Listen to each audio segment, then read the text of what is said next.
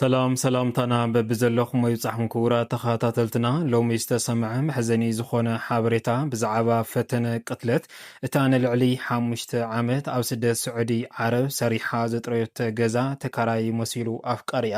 ኣፍቃሪኣ መሲሉ ድማ ንብረታን ገዛኣን ዝጠለማን ካብዚ ዝተበገሰ እምበኣርከስ ጽጌረዳ ሎሙዕለት ፈተነ ቅትለት ኣካይዳ እናተባሃለ እዩ ዘሎ። ብዛዕባ ጽጌረዳ ጥልመት ገዛ እንታይ ይመስል? እቶም ናይ ሕጊ ኣካላት ኸ እንታይ ይፈረዱ? እቲ ዝጠለማ ወይ ድማ ተካራይ መሲሉ ንብረታን ገዛኣን ዝወረራን ኸ እንታይ ዝብል ቃል ሂቡ ንዝብል ብሓፈሻ ብዛዕባ ጽጌረዳ ጥልመት ገዛ እንታይን ኣብ ምንታይ ኩነታትን ከም ዘሎ እቶም ናይ ሕጊ ኣካላት እውን ነዚ ፍርዲ እዚ እንታይ ፈሪዶምኑ ንዝብል ዝርዝር ሓበሬትኡ ናባኻቱም ክነብል ንኸውን። ብተወሳኺ ድማ ብዛዕባ እቲ ቅድሚ ሓደ መዓልቲ ኣዘራርባ ብዛዕባ ጉዳይ ፈጢሩ ዝነበረ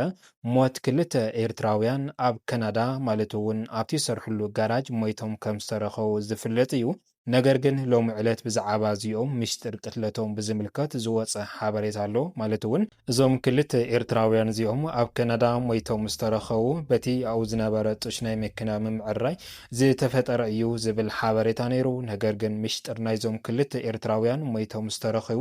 መቕተሊኦም ምኽንያት ሎሚ ካብ ላይቭ ሪከርድ ዝወፀ ሓበሬታ ኣሎ። እዚ እንታይ ይመስል ዝብል ዝርዝር ሓበሬትኡ ግን ናባኹም ክነብል ንኸውን ማለት እዩ። ብዛዕባ እዚኦም ሎሚ ዝወፀ ሓበሬታ ግን በቲ ኣብኡ ዝነበረ ሕቡእ ካሜራ ኣብኡ ዝተረኸበ ምስሊ ሎሚ ካሊእ ኮይኑ ተረኺቡ ኣሎ። ናይዞም ክልተ ኤርትራውያን እዚኦም መመቲ ምኽንያት በቲ ኣብኡ ዝነበረ ጡሽ ከይኮነስ ብካሊእ ኩነታት ከም ዝኾነ ሎሚ ምስጢር ካብቲ ከባቢ ዝነበረ ካሜራ ተረኺቡሎ። እዚ እንታይ ይመስል ዝብል ዝርዝር ሓበሬትኡ ናባኹም ክነብል ንኸውን። ንምክትታልና ሓቢርኩምና ንምጽናሕ ነዚ ቻነልና እዚ ሓደሽ ዝኾንኩም ሳብስክራይብ እናበልኩም ኣባላትና ድማ ላይክ ሸር እናበልኩም መደባትና ስካብ መወዳእታ ሓቢርኩምና ጽንሑ። ፈለማ ናብቲን ኩሉ ሰብ እናሕዘንን እናንውዕን ዝነበረ ብዛዕባታ ነባሪት ስደት ስዑዲ ዓረብ ዝነበረት ሱማ ጽጌረዳ እትብል ቅድሚ 3 መዓልቲ ኣብ ማሕበራዊ ሚድያ ወፅያ ደም እናነብዐት ገዛይ ተካራይ መሲሉ ኣትዩ ድሓር ግን ገዛይ ንብረተይን ወሪርኒ ስለዚ ድማ ህዝቢ ይፍረደኒ እናበለት ኣብ ማሕበራዊ ሚድያ ወፅያ ድምፃ ተስምዕ ዝነበረት እንትኸውን ሎሚ ዕለት ብዝወፀ ምስጢር ድማ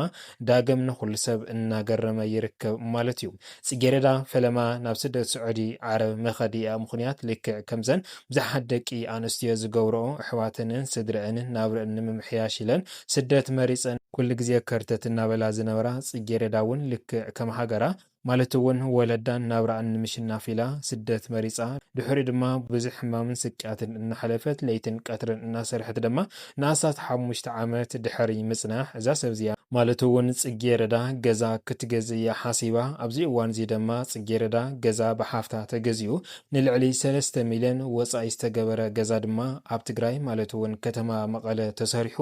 ድሕሪ እዋን ድማ ጽጌረዳ ናብ ትግራይ ኸይዳ ኑሮኣን ሓዳራን ክትምስርት እያ ሓሲባ። እምበኣርከስ ድሕሪ እዚ ነገራት ማለት እውን እቲ ገዛ ሰፊሕ ስለ ዝነበረ ዝተወሰነ ኣካርያ ዝተወሰነ ድማ ክትሰርሐሉን ክትነብረሉን ኣብ ዝሓሰበትሉ እዋን እምበኣርከስ ኣብዚ እዋን እዚ ማለት እውን ተካራይ መሲሉ ናፍቲ ገዛ ዝኣተወ እንሆ እስካብ ዝዓለት እዚኣ ሂወታ ረቢሽዋ ደም እናንበዓ ዝርከብ ክስተት ዝተፈጠረ ማለት እዩ። እምበኣርከስ ካብ ዕለታት ሓደ መዓልቲ ተካራይ መሲሉ ዝኣተወ ናፍቲ ገዛ ድሕሪ ብዙሕ እዋናት ድማ ምስ ጽጌረዳ ብምልምማድ ፍቕሪ ጀሚሮም ፍቕሮም ድማ ናብ ውልዲ ኣምሪሖም ድሕሪኡ ድማ ሓዳር ክምስርቱ ከም ዝኽኣሉ ኣብቲ ማሕበራዊ ሚድያ ወፅያ ትምስክረሉ ዝነበረ ኩነታት እዩ። እምበኣርከስ እዚ ሰብዚ ማለት እውን መርዓ ኣብ ክርስትና ዝተሓሰበ ኣይኮነን ኣብ ክርስትና መርዓ እቲ ክርስትና እውን ብናይ ጽጌረዳ ከም ዝተሸፈነ እዩ ሓበሬታታት እናወፁ ዝነበሩ ብዓርሳ እውን እናመስከረቶ ዝነበረት። እምበኣርከስ ጽጌረዳ ድሕሪ እዋን ማለት እውን ድሕሪ ቆልዓ ጥምቀት ኣይሓገዘንን ካሊእ ነገር ኣይሓገዘንን ብዝብል ክትፈላለይ ኢላ እኳ እንተነበረት ነገር ግን እዚ ሰብዚ ዳግም ብዓየንቲ ዝኾኑ ዘረባትን ቃላትን ብምሃብ ዳግም ምስኣ ሂወት ክቕጽል እዩ ገይሩ ድሕሪኡ ድማ እቲ ዝነበረ ገዛ ማለት እውን ንልዕሊ 5 ዓመት ኣብ ስደት ስዑዲ ዓረብ ሰሪሓ ዝጥረየቶ ገዛ ነቲ ገዛ እሱ ሸይጦም ካሊእ ገዛ ንኽሰርሑ እዮም ተስማዕሚኦም። ኣብዚ እዋን እዚ ጽጌረዳ እውን ማለት እውን እምቢ ኣይበለትን ብሓሳቡ ተስማዕሚኡ እውን ኣቦ ውላደ እዩ ብዝብል ሓሳብ እቲ ሓሳብ ተቐቢላ ገዛ ድማ ሸጠት ማለት እዩ። እምበኣርከስ ካብዚ እዩ እቲ ሕዚ ደም ዘንብዓ ዘሎ መከራ ዝተጀመረ ማለት እውን ኣብቲ እዋንሱ ገዛ ኣይሸጥን መበለት ነይራ እስካብ ዝዓለት እዚኣ ከምዚ ኣይምኮነትን ነገር ግን እቲ ገዛ እዚ ብምሻጥ ቅርሺ ብምሓዝ ድሕሪኡ ድማ እቲ በዓል ገዛኣ እቲ ቅርሺ ክውዳእ ኣብ ዝበለሉ ገዛ ክንገዝእ ኣብ ዝበለትሉ ንሳ እውን እቲ ቅርሺ ናብ ባንኪ ነእትዎ በቲ ወለድ ድማ ክንነብር ንኽእል ኢና ብዝብል ናይ ዓሽው ኣተሓሳስባ ሓሳብ የካፍላ ኣብዚ እዋን እዚ ግን ማለት እውን ፅጌረዳ ኣይተስማዓምዐትን ማለት እውን ገዛ ክትገዝእ እያ ሓሲባ ገዛ ገዚኣ ድማ በቲ ዝነበረ ማለት እውን በቲ ንልዕሊ 5 ዓመት ኣብ ስደት ስዑዲ ሰሪሓ ዝጥረየቶ ገዛ በቲ ንሱ ዝሸጠቶ ገንዘብ ካሊእ ገዛ ኣስሪሓ ድሕሪኡ ድማ ናብ ሓድሽ ገዛ እዮም ኣምሪሖም እምበኣርከስ ኣብዚ እዋን እዚ ሕዚ ናብ ኸያ ዝርከብ ሕማቕ ሓሳብ ዝሓሲቡ ማለት እውን እቲ ገዛ ንክካፈሉ ዘለዎም ሓዳር እውን ንኸፍርስ እዩ ሓቲትዋ እዚ እዋን እዚ ድማ ፅጌረዳ ልክዕ ከም ሰብ መሲልዋ ሓዳር ክትገድፍን እቲ ሰብኣያ ክትፈትሕን ኣብ ዝበለትሉ እምበኣርከስ ኣብዚ ነቲ ባዕላ ብረሃፃን ብደማን ዝስርሐቶ ገዛ ፍርቂ ክፈለኒ ዝብል እዩ ሓሳብ ኣልዒሉ ማለት እዩ ነገር በዚ ዝተጀመረ ድማ ናብ ሕጊ ኣምሪሖም ሕጊ ድማ ብዘሕርቕ መልክዑን እቲ ገዛ ድሕር ደኣ ናይ ክልቲኦም ኮይኑ ፍርቂ ተኻፊሉ ንክኸድዩ እቶም ናይ ሕጊ ኣካላት እውን ውሳኔ ኣመሓላሊፎም እምበኣርከስ ካብዚ ዝተበገሰ እዩ ማለት እውን ፅጌረዳ ካብዚ ውሳነ እዚ ብዝተበገሰ እስካብ ዝዓለት እዚኣ ሓሚማን ካሊእ ነገረትን እናሕለፈት ነይራ ሎሚ ድማ ፈተነ ቅትለት ኣካይዳ ዝብል ሓበሬታ ኣብ ማሕበራዊ ሚድያ እናተሰምዐ ይርከብ ማለት እዩ ቅድሚ 2 መዓልቲ ፅጌረዳ ናብ ማሕበራዊ ሚድያ ወፅያ ናብ ሕጊ ከይደ ፍርቂ ንክካፈል ዘይሰርሖ ገዛ እሞ ድማ ባዕለይ ኣብ ስደት ኮይኑ ዘስራሕክዎ ገዛ ንዕኡ ከፍ ብብሉ ወይ ድማ ሳንቲም ዘይሕለፈሉ ፍርቂ ተኻፊሉ ንክኸይድ ሕጊ ፈሪድሉ ስለዚ ድማ ህዝቢ ይፍረደኒ እናበለት ድምፃ እናስምዐት ድሕሪ ምጽናሕ ነገር ግን ኣብዚ ሕዚ እዋን እዛ ሰብ እዚኣ ፍትሒ ሲኢና ማለት እውን ተጨኒቓ ቅድሚ 1 መዓልቲ ኣብ ሕክምና ኣቲዋ ከም ዝነበረት እናተነገረ ነይሩ